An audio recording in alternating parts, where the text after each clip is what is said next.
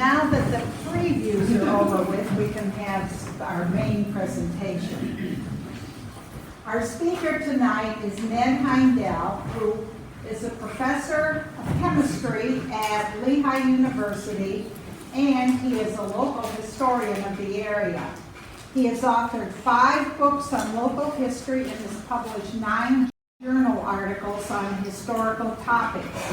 Ned and his wife Linda live on Hexenkoff, did I say that right, Road, in Williams Township, and he serves on the boards of Northampton County Historical and Genealogical Society and the Williams Township Historical Society. And his slideshow tonight, this is going to be very interesting. His presentation covers the rise and fall of Reddington and its impact on the development of northern Lower Saucon Township. All right, so welcome, Ned.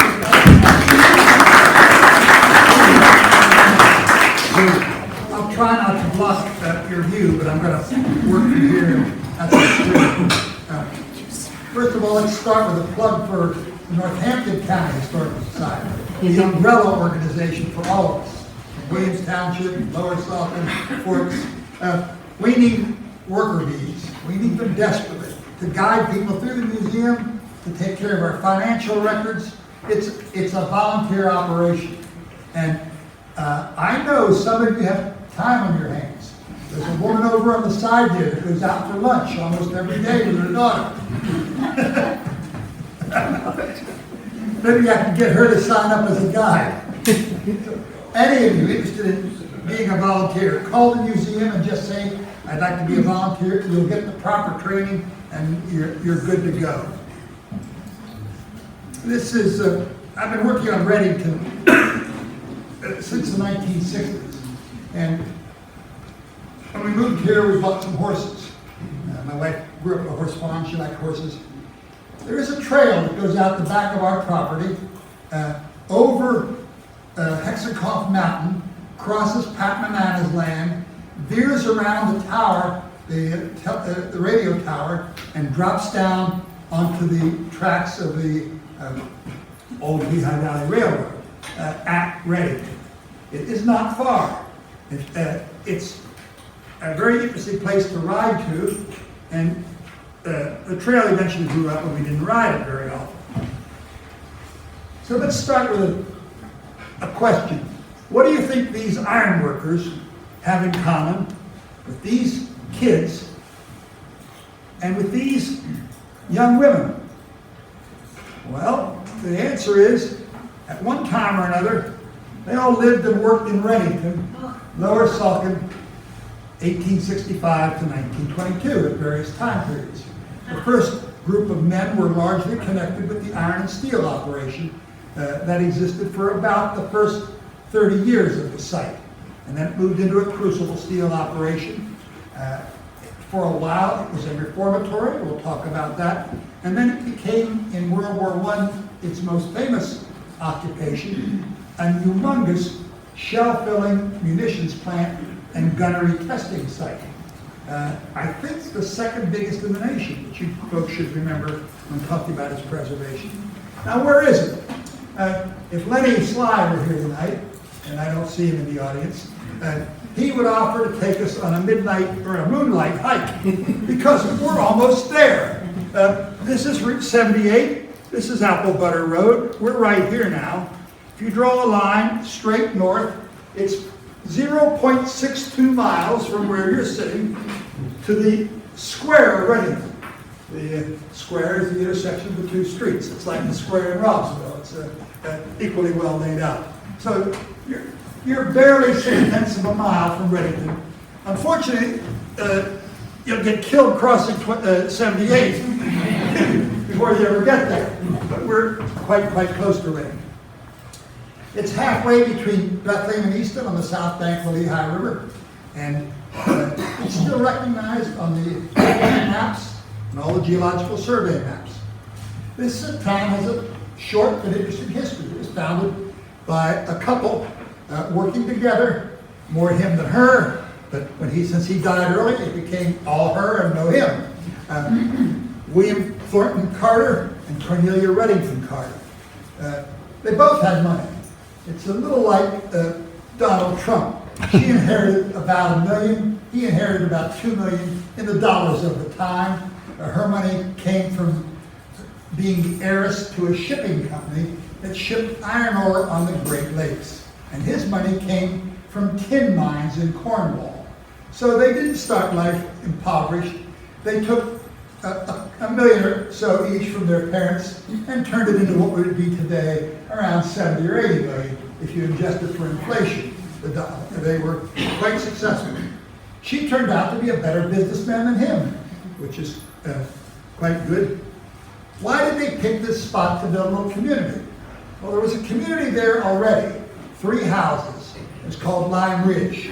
And the 3 houses stood about where the opening is now to the gunnery works, to the Bethlehem, the Steel City Rod and Gun Club's entrance. There were some small homes there, and some limestone miners lived there, chipping away at the mountain.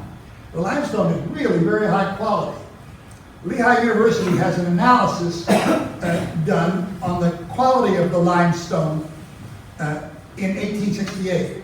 There was so little sand in that limestone, it was under 13% sand, that you didn't get much waste slag when you used the limestone to flux steel. So for making iron, it's good limestone. It's still good limestone. The coal was cheap. There were plenty of local iron mines. Easy shipping. You had the river out there. You had the railroad on both sides of the river, and you had the canal on the north bank. All of them were used for shipping. Very soon after the community gets started growing commercially, Mrs. Carter develops a special focus for it. Her husband literally tried to compete with Bethlehem Steel, but he never had enough money, and he was not willing to burn his entire fortune on this. And rarely did he exceed 50,000 tons of iron products per year. 50,000 tons per iron product, even back then, it's a little small. So this is a little bit small for a forge. This is probably too small for you to read, but let me capsulize it. I mentioned he came from Cornwall. He came with his father, and the two of them worked for Asa Packer, building coal cars for the Lehigh Valley Railroad.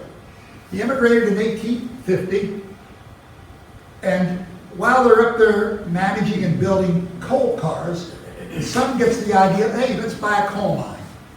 And he plays a lucky strike. There's an abandoned mine called the Beaver Meadows mine, other name Coleraine was the company. The coal vein had petered out, and everybody was sure the mine was worthless. So he got it for chicken change. He no longer had, he no sooner had a crew in there in 2 or 3 weeks than they'd hit a rich vein of coal.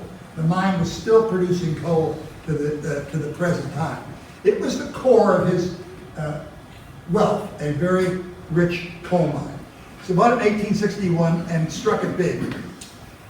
1867, Asa Packer is laying out the railroad lines. And a steam engine can't get very far in those days. You got to fill it up with water every so many miles. You got to shovel on more coal. It wasn't very efficient. So he decides to place his first watering hole between Bethlehem and Easton, halfway between it, bingo, Reddington. So Asa buys 65 acres around Reddington and puts in a water tower and a coal refueling station. At that point, the Carter becomes aware of this and says, I can do more with that. And he buys it from Asa Packer. So it passes from local farmer owners to the founder of Lehigh University to Carter in the space of about 3 years. And Carter has great visions for this. He's going to make it his company town. There was already Durham out there from Bull Durham, the tobacco company. There's Hershey for chocolates. There's Dearborn, Michigan for Ford. One of the things you did if you were a wealthy industrialist, you started a community. And so he started a town. He laid out 2 streets, Carter Street and Main Street. He built 37 double-sided homes, double homes, in the bright red. Built a school, a church, worked out a connection with the Moravian church so he didn't have to pay a pastor. The Moravians would send out on the train a student minister every Sunday. They'd pay his train fare. He'd give a sermon, hop back on the train, and go back to the seminary in Bethlehem. That's cheap salvation. As I said, he expanded the operation twice, ultimately ending up at about 40,500 tons per year of steel that it could make. And then he died. He died leaving an estate in which a panel of 4 men was to take care of his wife. I don't want my wife to be troubled by anything financial. I want you guys to run this and take care of my wife handsomely.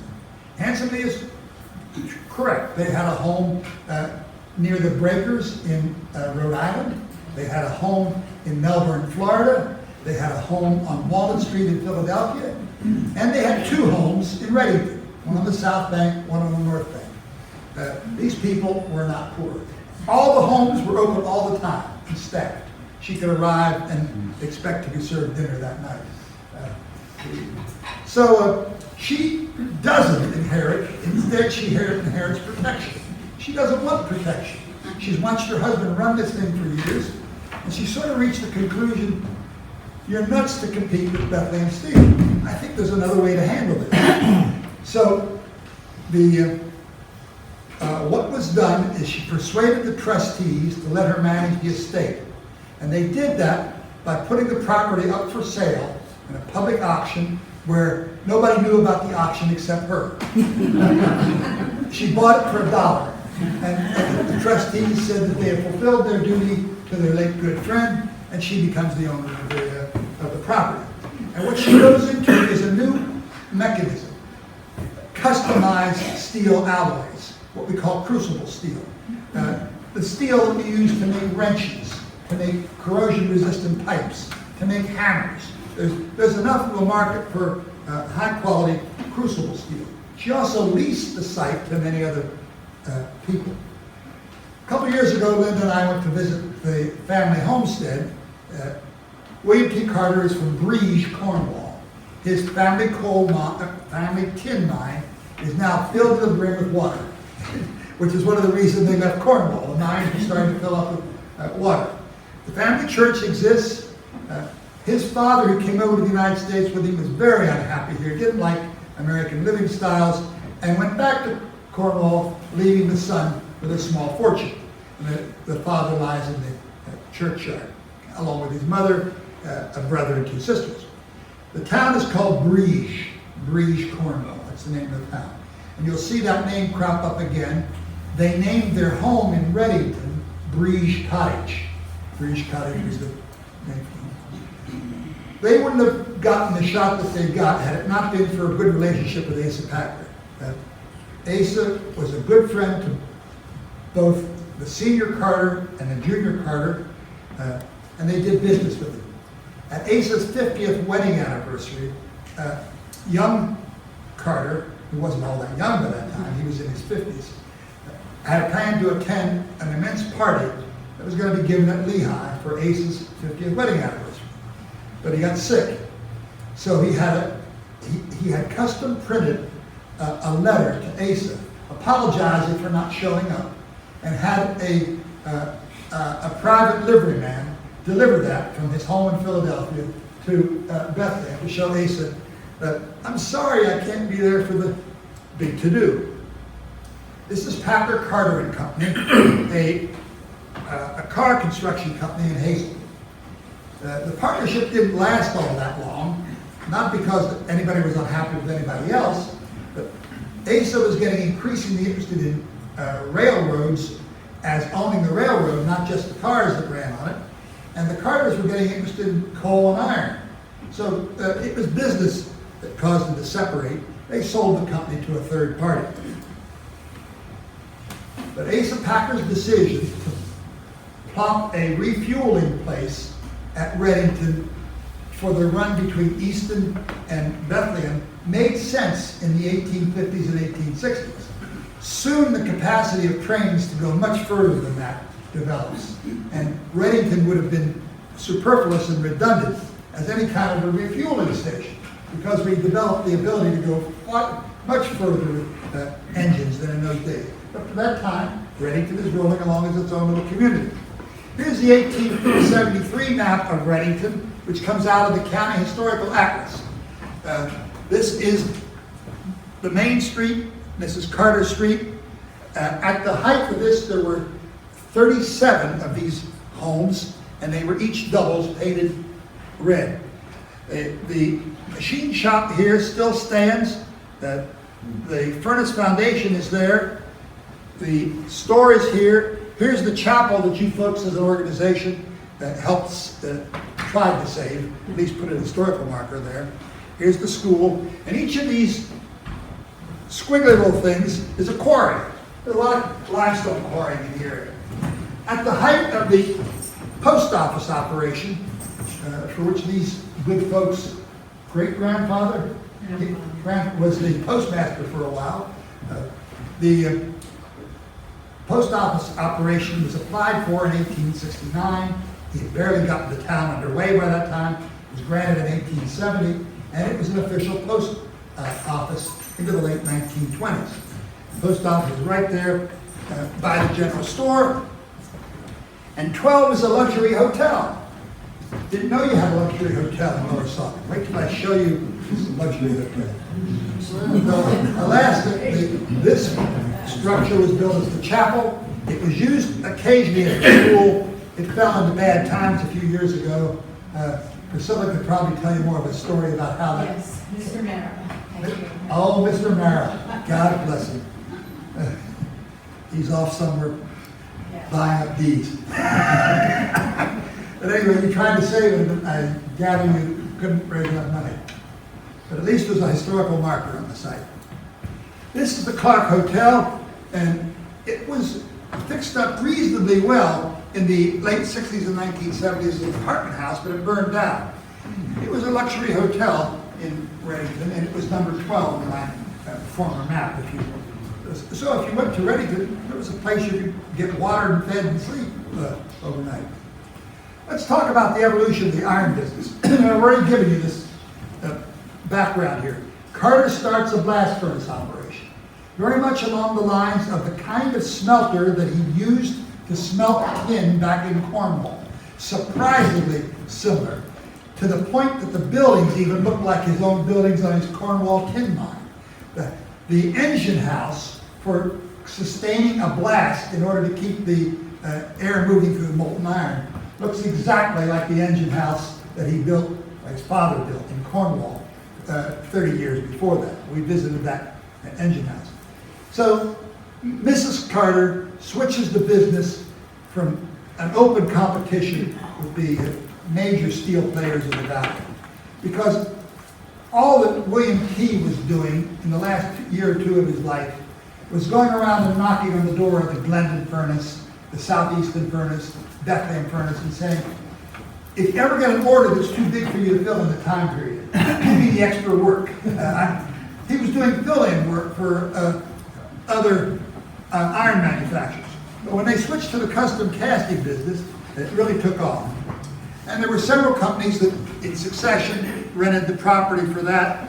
An H.H. Adams company, a company called Reddington Steel, which was a bunch of outside investors. And eventually Bethlehem Steel steps in and rents the property in 1912. I have some very precious photographs given to me by a woman named Molly Mellon, who will come up very shortly on this. Unfortunately, this one is a double exposure of sorts, but it's from the North Bank looking toward the South Bank. Reddington Road is coming right in here. This stone structure here is all that remains above ground of it's the engine house for the former blast furnace. And these were forging and shaping operations. This is before the munitions works. This is probably around 1885, 1890. And here's the lock, which is later renamed Republic Lock.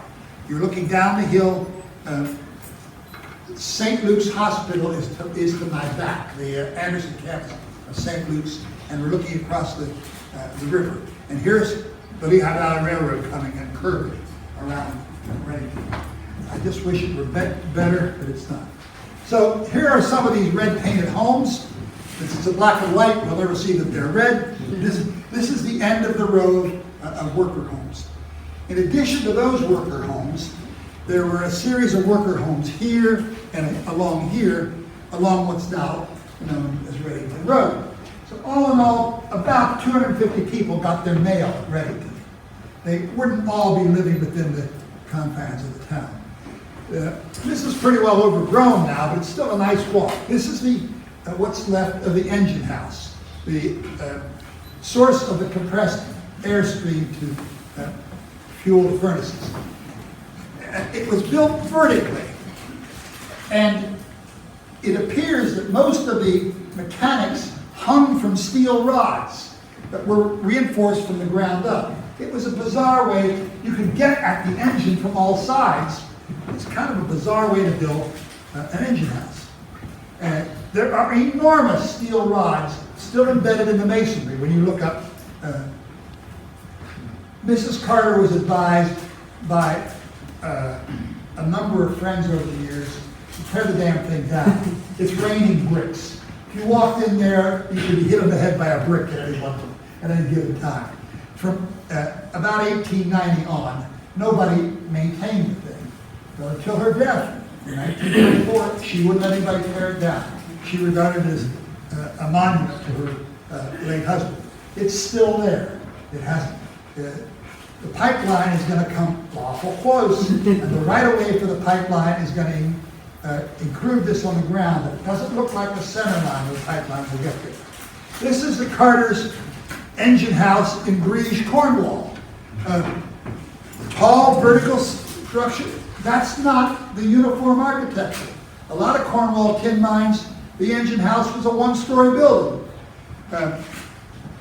I'm a chemist, I'm not a mechanical engineer. I don't know why you put the engine vertically when you could put it horizontally, but probably makes it a lot easier to drain the oil this time to do the job.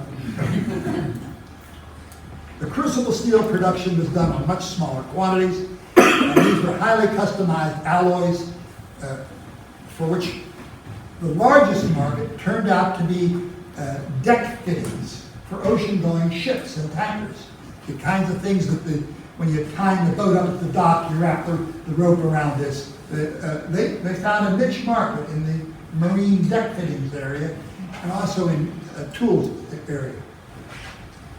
Bethlehem Steel takes an increasing interest in the property. Along around 1888, somebody, and I can't find out from the records, although I think it was Mrs. Carter's brother, Walter Reddington, manages to persuade the Russian ambassador in Washington to give them a contract to steel plate the sides of 4 or 5 vessels for the Tsar's Navy. Why you would come the whole way to Pennsylvania to steel plate the Tsar's Navy, I don't know. The contract is issued, and the lots are, steel plates are made and tested, and as each one is rolled and shaped to the contour of the vessel that it's going to be screwed to, they would hang it up in the quarry wall and shoot at it to make sure that shells wouldn't go through it. Because the quality control was so bad that some lots of steel fractured immediately upon impact and some lots didn't. And they didn't know enough about how to control the quality from lot to lot. So you cast 10 plates and test one out of each 10 in hopes that it stood up. Penetration was okay. Bouncing back of the shell was okay. But shattering the plate was considered a no-go. So it becomes an armor plate testing facility. Lots of guns are brought in for that purpose. By 1891, Bethlehem Steel has got a big contract to, as a test case, armor plate a pre-existing hull called the USS Oregon. USS Oregon was going to be one of the last wooden battleships made, but it was just at that cusp in history. damn it, if the Tsar is going to steel plate his vessels, why can't we steel plate ours? So a contract is issued to provide all the necessary steel fittings for the Oregon. As the war clouds gather for World War II, World War I, Bethlehem Steel rents the property at high value from Mrs. Carter and plans a munitions manufacturing operation, which employed one heck of a lot of people during World War I. At the end of the armistice, it switches over for a brief time to custom cast deck fittings for ships. During the flu epidemic of 1919, they took the two largest buildings, threw everything out that was left of the manufacturing equipment, put in cots, and it became an isolation ward for flu victims from Bethlehem and Easton. It lived through the flu epidemic.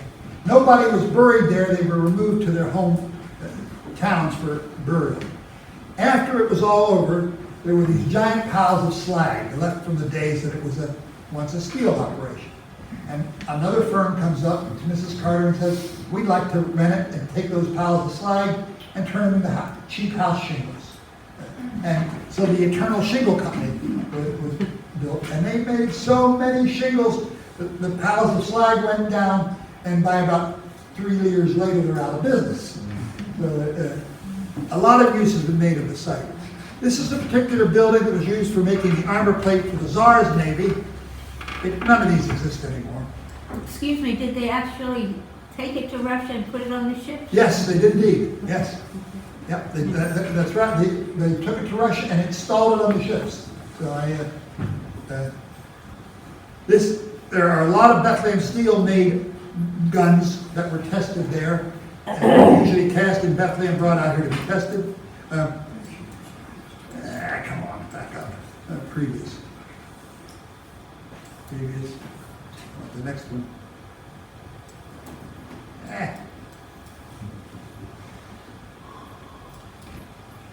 How do I get back to the previous? Do it again. Just do it again. Yep, there you go. All right. This is a fascinating quote. Eugene Clifford Grace, the CEO of the company, is there one day watching the guns being tested. Somebody could come up with this clever idea. They were still mining as much limestone as you could possibly get out of there. The limestone was valuable. And they're testing guns. The idea is coined to use the limestone walls to receive the impact of the shells in the hopes that it'll knock down limestone. And it works. So there were several small holes dug into the face of what is called the Ziegenfuss Heilberger quarry. It's the one now filled up with junk cars, if you know. Several holes were dug in the wall at the back end of the quarry. And they would fire these 12-inch guns in it. Each gun was fired 10 times into a tunnel which originally had been dug 10 feet into the limestone. After 1,000 projectiles, including from the 12-inch guns, in the testing of these guns, the tunnel was extended an additional 70 feet, and its original mouth of 50 square feet was enlarged to 200 square feet. But that was part of the plan, because all the limestone it knocked down was dug out, sent on to the furnaces in Bethlehem. Here's the Oregon. The guns, the armor on the side plate, even the engine mountings and the frame of the ship were either made directly in Redington or tested in Redington. Too difficult today to know which was which. All right, so it's World War I, and it's time to make use of the fact that there's a high bank on the south side, there's a high bank on the north side of the river. Nobody cares a hell of a lot about Lower Saucon, so why not put an explosives plant here? If it blows up, it's 5 miles from Bethlehem, it's 5 miles from Easton, and then go miss Reddington. So in goes a massive shell-filling and explosive manufacturing site along with a gun testing range. You can walk the property today and stumble over these foundations. And Bethlehem Steel, when it collapsed and its legal department was abolished, not so many years ago, about 22 years ago, gave 2 large cartons of 8 by 10 glossy prints to they're all identified, to the DuPont Museum in Wilmington. The Eleutherian Mills Hagley Museum of Industrial America, it's called. It's got an immense archive. If our own new museum in Bethlehem had existed, they should have screamed bloody murder. Back then, they didn't offer them to the County Historical Society, at least we don't think they did. Off they went to Wilmington. They're nicely indexed. If you Google pictures of Reddington on the web, you'll get a hit. Visit the Eleutherian Mills Hagley Library. If you go there, they'll bring the boxes out, you can fish through them. There are hundreds of pictures of the plant being built, of people working in it, of the plant being torn down, all kinds of stuff. I've seen some tonight that I've never seen before, and I don't think are in that collection, so there must be another source. This is one that just came to me about 6 months ago, and I've sent the pictures over to you folks. The dental hygienist for Raymond Haggerty, whose dental practices on Market Street in Bethlehem, is a grand niece of the two women on this picture. This one here and this one here. I think the vein is colored. They were very, very proud of the fact that during World War I, they got hired for work, real work, not just secretary work, not just being a cook, not just waiting on men at some restaurant. We were out there putting explosive caps on shelves, dangerous work, putting ring after ring, and then carefully putting the thing on top of the shelf. We were the Reddington girls, and there were men out there handling the heavy boxes, but we put the shell explosive kit together, and we never had an accident. This is a parade in Bethlehem on the 4th of July, 1918, for something called the War Chest. The World War I is still going on. We're at least 5 months ahead of the armistice in November. Here's July. It's kind of hard to see, but since I have the original picture, you can blow it up. This says the Reddington girls. And here they are kicking the Kaiser's ass. There's a picture of a woman kicking the ass of a German in a high hat. And this over here says, we have work, we love it, but there are many loafing men out there who could work, who aren't working. Pass a law and get the men to work, etc. Here's the bus that took them through the city. There was one other company in Bethlehem that employed a lot of women. It was a cigar box company over in Seneca Street in the Fountain Hill area.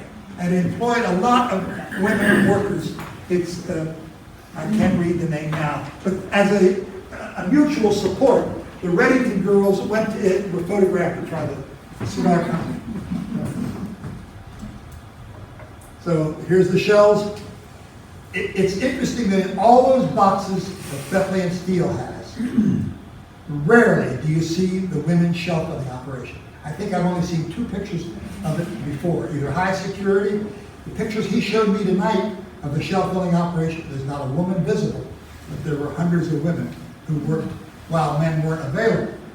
They quickly all lost their jobs on Armistice Day. The shells were hauled away on trains. At one point, there were 6 parallel track lines leading from Reddington to the port of Newark. 6 parallel lines. Frequently 3 or 4 trains moving at the same time. An enormous number of shells went out of there. 6 tracks. This is from the Glendon side, looking west toward Bethlehem. And there's the main shell filling plant on the right. Bethlehem Steel commissioned an artist rendering of the site just prior to knocking everything down. They didn't really have a good technology to stand on the north bank of the Lehigh and take a panoramic picture. Digital photography wasn't quite here yet. But they did provide a scaled drawing of the entire site. This is hanging in a public area in the library at the Hagley Museum in Wilmington. It used to hang in the legal department of Bethlehem Steel at the Martin Powers building. So the original still exists. This is Reddington Road coming in. I have broken this picture into segments so that you can see things a little more clearly. Here's Reddington Road coming in. Here's the row of houses. Notice that the other portion of the T has been taken out. As soon as they started building the shell filling plant, they needed additional space for the loading and unloading on the front end. So they took out one row of houses. So there's still one row left. This is a little tough for you to see, but there's the engine house, that giant stone structure that still stands. And here's a better shot blown up of that piece. Here's Reddington Road coming in. This is the stone engine house. Here's the row of houses. Here's the Lehigh River bending around. And here's the western end of Reddington. Lenny's always promised to take me on a hike and show me the guard towers. There were a lot of guard towers around the periphery of the property. It was heavily guarded. I've never seen a guard tower. I'm coming from the front. Maybe at twilight he'll take us on a guided walk over the hills and we can visit Reddington. The Reddington family had a home here. Mrs. Carter's brother, sister-in-law, and their 2 children. And they visited frequently. There was a lot of trouble maintaining the Lehigh Canal on the north bank. It tended to wash out a lot and break out into the river. So boating was forbidden with anything motorized on the Lehigh Canal. There was the Lehigh Coal Navigation Company forbid boating on the north bank. Guess what? Mrs. Carter asks the right person, and she gets the license number 1 for a naphtha launch to run on the Lehigh Canal. She gets the only naphtha launch. She has a gasoline filling station just across from Reddington on the north bank at what was called for a while Carter Republic Station. She has a driver. This guy, some of you may remember, this is Weiss, who lived just over the hill here. This is Mrs. Reddington. This is also Mrs. Reddington, her sister-in-law, and this is Mrs. Carter, Mrs. Reddington, and Walter Reddington. And that's their naphtha launch. A circumstance arose where the pay for the workers on both the railroad and the canal, the paychecks were late because of some kind of a bank crisis. And the workers are screaming bloody murder. I'm 2 days late on my paycheck. So the paymaster of both the Lehigh Coal and Navigation Company and the Jersey Central Railroad asked Mrs. Carter if they could use her naphtha launch as a traveling bank. And she said yes. And armed with a strong box and lots of paychecks, they came down. She had her driver drive the boat, and they went up the canal, paying off the workers from a traveling naphtha launch. The workers remembered that for a long time. Well, Mrs. Carter was bored after her husband died. Running the company was a lot of work, but it wasn't her only life. And in 1895, 2.5 years after her husband's death, she meets the founder of the Lane Cedar Hope Chess Company. Many of you young girls can remember the days that you had a Lane Cedar Hope Chess Company. The Lane Cedar Hope Chess Company was owned by William Reuben George of Ithaca, New York. And he made Cedar Hope chess. And he got pretty wealthy doing that. And he decided that the way kids were reformed, juvenile delinquents were reformed, sucked. He had a better system for reforming juvenile delinquents. He created a movement called the Junior Republic Movement. The Junior Republic Movement is based on the concept that you can take some bad kids, maybe 40% of your population can be bad kids. The rest, 60%, had better be Christian, God-fearing, righteous, smart, the children of wealthy people who want to have a good education, and mix them all up. And you'll get a leavening effect where you'll correct the juvenile delinquents by being, instead of locked up in an reformatory, you'll get to go to school with some good kids. And you'll have masters holding, and in one case, doctoral holding, faculty teaching you in public schools. So that's the model. And by the time the whole movement peters out in the 1930s, there's been 21 junior republics founded from coast to coast. Number 2 is in Reddington, on the south bank of the Lehigh. And the motto of the Junior Republic Movement is nothing without labor. They were paid in Junior Republic coinage, which was good only at junior public stores. So if this showed up at Berg's Dressers, you can honor it. This is $1 in Carter Republic coinage. It's 100 cents. And you got that for work. You didn't work, you could work overtime. There was overtime rate. And there were all kinds of jobs that you could do. So how did this get started? First of all, she went up to New York and saw the first Carter Junior Republic in Freeville, New York. She loved it. She wrote him a check to build an additional dorm. And came back and she thought about it. She said, yeah, I could support him up there, but why couldn't I do that here? So she brings down Mr. George from New York, says, I want to create jobs for my kids. I want some place I'm going to build the Junior Republic. We're going to run with about 50 students a year. We're going to do 7th grade through high school, and I'm going to reform it. Where should I put the darn thing? He picked the south bank of the Lehigh. And his reasoning was, you have all this employment here. You've got, they could work in the general store, they could help out in the post office, they could do odd jobs around the foundry. All the work of Reddington was on the south bank. So they took the original Carter home that had been on the south bank and turned it into a junior republic. And boy, did that not work. Because the kind of people that were out there working in that foundry had a hip flask in their pocket and a plug of chewing tobacco in the upper vest. And they weren't the kind of life models that Mrs. Carter wanted her kids to have. So they're barely a year into this when she decides, I got to get them away from this into a more rural environment. Fortunately, there's a farm available on the North Bank. She buys the farm on the North Bank and moves across to the north side and operates there. She operated till 1923, full tilt.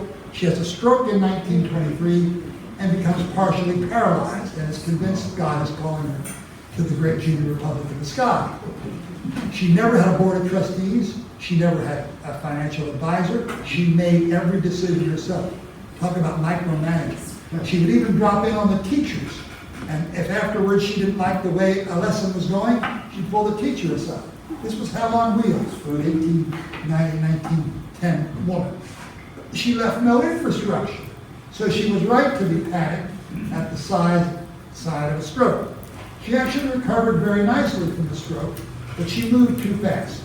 She closed her school, had a closing ceremony, invited in the provosts of Lehigh, Lafayette, and Penn, said, I'm going to close this operation up. I'm going to give you the money that I've used to endow it, but I want a few things in return. I want you to start a program studying child welfare. I want you to name the professor in that chair the Carter Professor. And I want to have the right to name the first Carter Professor. And he doesn't hold a PhD. He only holds a master's. If you'll take my deal, you can have my money. Lafayette said no. Lehigh said no. Penn said, give me your tired, your poor and humble master. So the thing moves to Penn. This is the farm she bought on the North Shore at North Bank, pictured in 1874. We have a color picture of it that survives from a calendar. This was called the Shimer Fruit and Stock Farm. And it raised all kinds of ornamental trees, apples, pears. There was a road to Easton. This is parallel to Freemansburg Avenue. Here's the Lehigh River. It's a little bit stylized, but here's the Jersey Central Railroad. I want you to notice the building. There are no wings on that building. Notice the two chimneys, the pointed structure in the middle. She buys this property, about 280 acres. Some of it is now owned by St. Luke's, the easternmost end of it is part of St. Luke's. She builds two wings on it. One for boys, one for girls. She hires a house mother and a house father. They aren't married to each other, but they are separately married, and they provide discipline. She creates a beautiful terraced flagstone patio in front of the house and clears the trees so that you can look down onto Reddington. This is a picture of 1902, and there's that Ziegenfuss Halberger quarry that will later be filled up with junk cars. So you're looking from the north to the south across the river. This is called the H.H. Adams Terrace. So what did you put the kids to work doing? They did everything. First of all, they were a republic. So every year they had to discover the Declaration of Independence and the Constitution all over again. Guided in the discovery. We're going to write a constitution. We're going to set up our own laws. And then we're going to elect our own officers. And we're going to enforce things. You've got to be embedded at a certain time. You got to have the buttons buttoned uniformly. You can't miss a button on the bottom. There are all these rules that they passed. And you could be fined if you didn't obey them. There were tasks to be learned out in the dairy, in the farm, in the orchard. Work for women and work for men. All the junior republics tried to be co-ed. They all ran into the option with the juvenile delinquent girl claiming rape. It happens at various times. All 22 of them confronted the same issue, not with the same girl, but some girl sat there who didn't want to be there. In several cases, there were a firebug. In one case, she shot her mother. That was the one in Chino, California. And she's not there 2 weeks till, my teacher raped me. What's the public going to believe? So it lasted till 1908 with girls here. And then they had a rape charge, and she closed the girls' wing down. William Reuben George survived 4 charges of rape. He kept girls in his premises, working with men the whole time, but he was the only junior republic that did. So this was the superintendent. He was a Lafayette College bachelor's degree in divinity.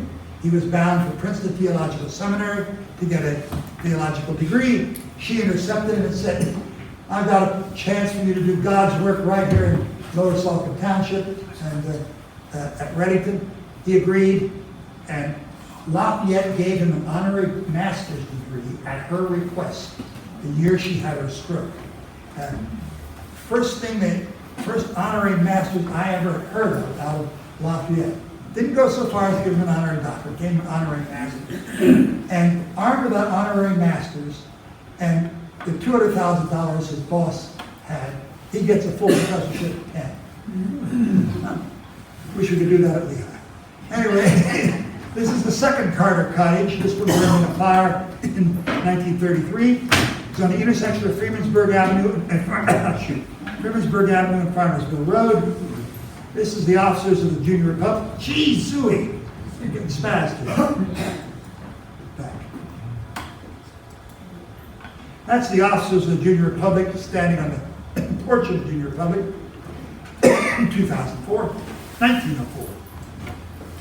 Here's the court in session. Supreme Court in session. Somebody is being sworn in, and somebody's going to be tried for a violation of an offense. You know, they built their own jail.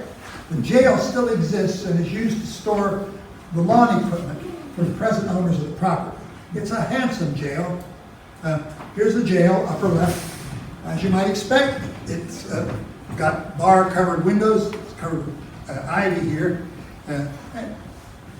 It's about good for storing lawnmowers. But it had cells in it in its day. One of the stranger businesses that they ran, that the boys really loved, was a system of providing relief for mules on the towpath. There was always a watcher posted at the flagpole on the Adams Terrace, listening for a conch horn. The canal boats were told, and they all knew this, that if you wanted to save your mules and put your mules on board, either going toward Bethlehem or going the other way toward Easton, blow the conch horn 3 times, and our boys will intercept you with a team of fresh mules. Put your mules on board, run with our mules, no further than Freemansburg on one end, no further than Easton on the other end, and we'll come back. It cost you the grand sum of $25. But you gotta, your rules got a chance to get on board, have a leisurely lunch, etc. I interviewed this guy at death's door in the 1970s, a guy named Charles Brett. I don't know what he looked like then. I only ever met one of the Junior Republic citizens face to face, and I'll show you him shortly. He was a principal in elementary school in Lebanon, PA. But I interviewed both of these guys, and I interviewed the widows of about 5 of them. This is the baseball team in 1913. Here's that same guy that was on the lower right of that picture. I had an extensive correspondence with this guy, Charles Gilbert, who became an engineer on the Trans-Canada Railroad. He lived in Moncton, Canada, and he was an American citizen who just migrated up there after. He actually engaged in an armed robbery, and kind of rare for the 1890s, but he had. So he gets sent away to the reformatory. The terminology was farm Lizzies and house Jennies. The girls were called house Jennies, and then were called farm Lizzies. Picture of them bringing in the hay. This is Charles Gilbert. He was the milk truck driver. He delivered milk to Freemansburg from the dairy. He had some great pictures of himself loading milk cans. He didn't want to leave. He was so happy there that he wanted to stay. Got lots of pictures of the guns on the North Bank. This woman lived to 93 years old. She was Molly Palin Mellon. She was a house mother, and I had the great pleasure of interviewing her face to face in a number of circumstances. She lived in Phillipsburg. Mrs. Carter came for a frequent visit, always dressed to the nines in the latest Paris fashions, and there she is standing on the porch. She ran a Founders Day ceremony every year, and she came for commencement. I think I told you I'm wearing a graduation pin. I'm a Carter Junior Republic graduate. So you, courtesy of Molly Palin Mellon, who was a graduate herself of the program. This is the annual school book.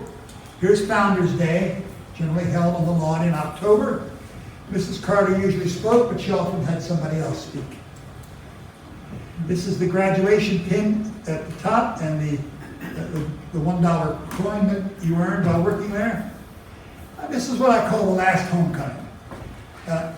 I struggled hard. At the time I was doing this in 1980, there were 6 of them still alive. Kind of far spread. The one was in Moncton, Canada. One was in Rhode Island. One was in Atlanta, Georgia. Molly Palin Mellon was in Phillipsburg, and Roth was in Lebanon. He was nearly blind when his daughter drove him. And I arranged with the owners of the house to have a reunion. So these are the 2 of them in the schoolroom. Lawrence Roth on the left. He was a firebug. He had, in a fit of pissed offness, burned down his family's chicken coop. So he gets sent off here. He finds salvation, goes to Kutztown, becomes a teacher, and eventually ends up a principal in a school in Redington. And that's Molly Palin Mellon on the right. All right, time to wrap up. I had a lot of help doing this. Mrs. Austin Heater was quite a good source of interviewing, and she's put me in touch with an Italian chap who was part of the last steelworking crew on the premises, named Ulysses Cruciani. He was alive then. He lived up behind the fire company in Steel City. And I interviewed a lot of widows and citizens. Now, I'm going to close with 2 appeals. If you ever go to Philadelphia, do it soon. Go to Laurel Hill Cemetery. Go to Mausoleum Row. Go to Mausoleum Row in Laurel Hill Cemetery. And walk down from the farther eastern end to the 3rd mausoleum down on your right. Listen very carefully, because you will hear rolling and churning and grinding. What is happening is the bones of William T. Carter, who ironically founded this town a town that meant a lot to him, and also founded the United Gas Improvement Company, the company who is now pushing a pipeline through his town. I call this irony. Jim sort of appreciate that. Because the historicity of Reddington is about to be destroyed by a pipeline. There are lots of ways of looking at this. This is the 1873 map, pipeline superimposed on it in red. It's going to cross the Lehigh just slightly to the east of the engine house and over top of the foundation of the Clark Hotel. It's then going to veer to the west and follow Reddington Road. Viewed from the top, here it is sweeping across the Pitchell Farm and Lower Saucon. Here's another view, a stylized one. It doesn't show your Hellertown lateral, which is going to provide you all this gas that you need presently for the station over on the Hellertown Road. Needs more gas. So here's 78. We are here, right here at the intersection of Apple Butter Road, and here's the interstate. The Hellertown lateral will run down this bank along here, and the not more than you're within the blast zone. The blast zone of a 36-inch pipe filled with gas at 1,200 psi is about a half a mile. So you're toast if it goes. And here it goes. All right. Just to leave you with a pleasant thought.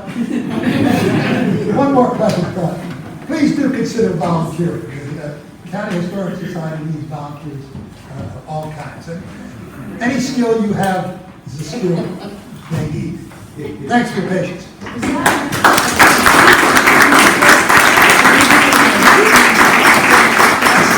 A sale on books, $5 a piece. Can I say something?